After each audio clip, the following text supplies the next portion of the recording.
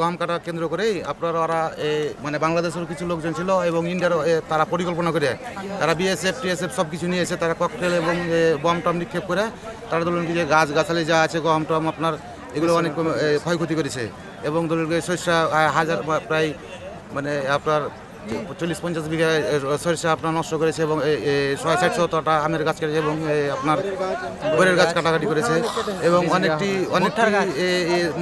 মানে বাংলাদেশি পাবলিককে তাও মেরেছে। আচ্ছা, আহত হয়েছে কিভাবে? আহত আপনার পাথর চালিয়েছে। জি জি হ্যাঁ, আপনার মানে ইন্ডিয়ার লোকজন আপনার পাথর চালাইছে এবং তীর সহকারে মানে তীর আপনার ওদিকের আপনার চাহিরা এবং তীর নিয়েছে এবং আমাদের বাংলাদেশের পাবলিককে আপনার তীর চালাইছে এবং পাথর চালাতে তাতে আহত হয়েছে।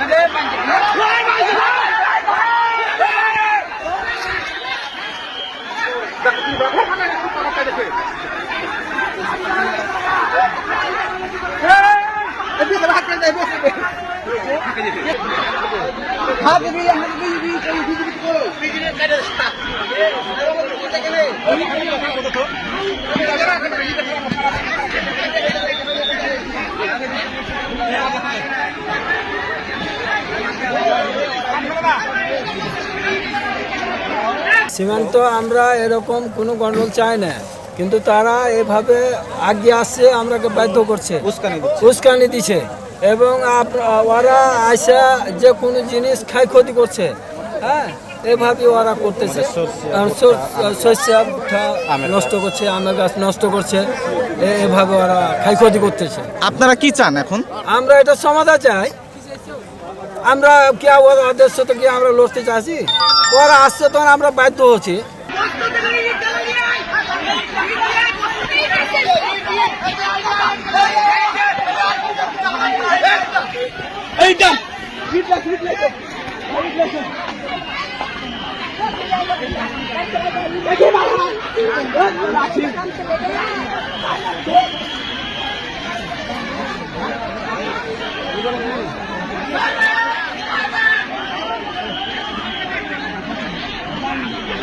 ভয়ঙ্কর পরিস্থিতির মধ্যে চলছে।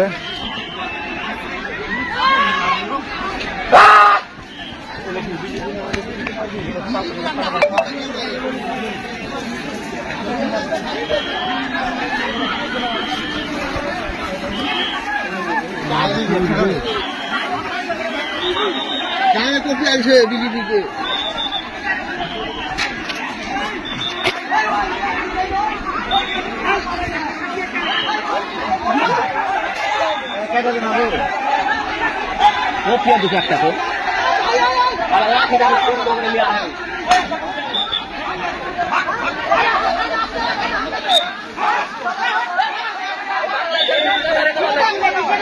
ভাই আপনাকে ফোন দিলে হতো।